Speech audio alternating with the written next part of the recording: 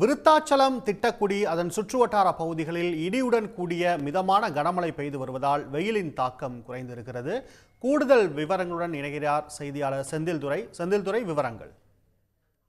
கடலூர் மாவட்டத்தில் கடந்த 2 தினங்களாக வெயில் 100 டிகிரி தாண்டி கொளுத்தி வந்த நிலையில் விருத்தாச்சலம், திட்டக்குடி அதன் சுற்றுவட்டார பகுதியில் காலை மதியத்தில் வெயிலின் தாக்கம் அதிகமாக இருந்து வந்தது.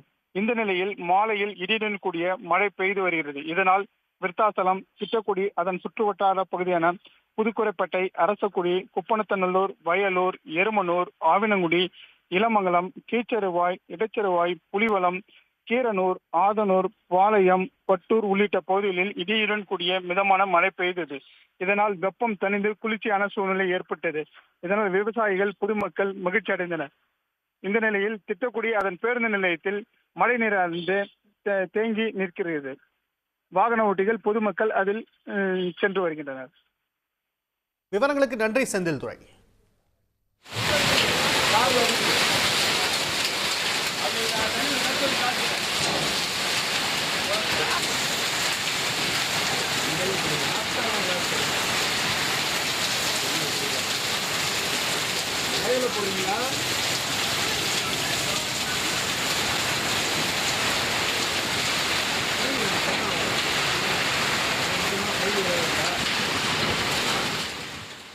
உடனுக்குடன் செய்திகளை தெரிந்து கொள்ள சன் நியூஸ் பெல் ஐகானை கிளிக் பண்ணுங்க.